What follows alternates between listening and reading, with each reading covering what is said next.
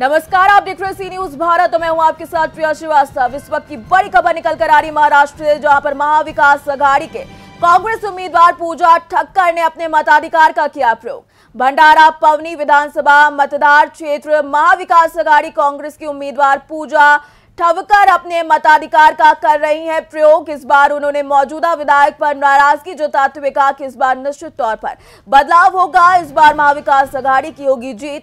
पूजा ठक्कर के मतदाताओं से अपने मताधिकार का अधिक से अधिक प्रयोग करने की अपील करती हुई नजर आई। मतदान केलेलं आहे, लोकांना काय तुम्ही आवाहन कराल? मी लोकांना आजच्या दिवशी हेच आवाहन करेन की आज आपल्या लोकशाहीचा उत्सव आहे आणि प्रत्येक नागरिकांनी आपला मतदान बजावण्यासाठी प्रत्येकाने आपल्या बूथ केंद्रावर जाऊन जास्तीत जास्त मतदान करावं, हेच लोकांना मी सांगेन। तुम्ही आता इथं विधानसभेत निवडणुकीत तुमचा निकाल काय तुम्हाला अपेक्षित आहे?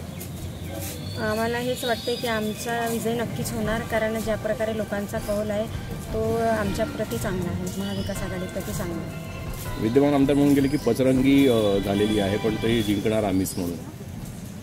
तरीही आम्हाला वाटतंय की विद्यमान आमदाराच्या विरोधात म्हणजे कुठंतरी जनतेला वाटतंय की बदल हवा आणि त्याच याच्यानुसार आपल्या भंडारा पवनी विधानसभा क्षेत्रात बदल होईल हे नक्कीच वाटतंय आणि महाविकास आघाडीचाच विजय होणार हे आम्हाला वाटतं।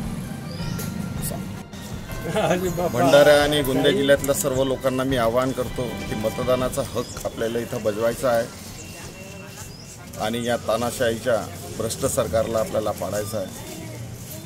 आपल्या सगळ्यांना मी आवाहन करतो की अशी स्वर्णसंधी यापुढे कधीही आलेली नाही जेव्हापासून भारत स्वतंत्र झाला, आणि त्या संधीला आपल्याला कॅच करायचा आहे। नाना भाऊला इथं मुख्यमंत्री बनवायचा आहे, म्हणून या 23 तारखेला 7ही भंडारा जिल्ह्याच्या गोंदिया जिल्ह्याच्या विधानसभामध्ये आपला विजय निश्चित आहे आणि 23 तारखेला या महाराष्ट्राचा ताज नाना भाऊच्या डोक्यावर राहणार आहे।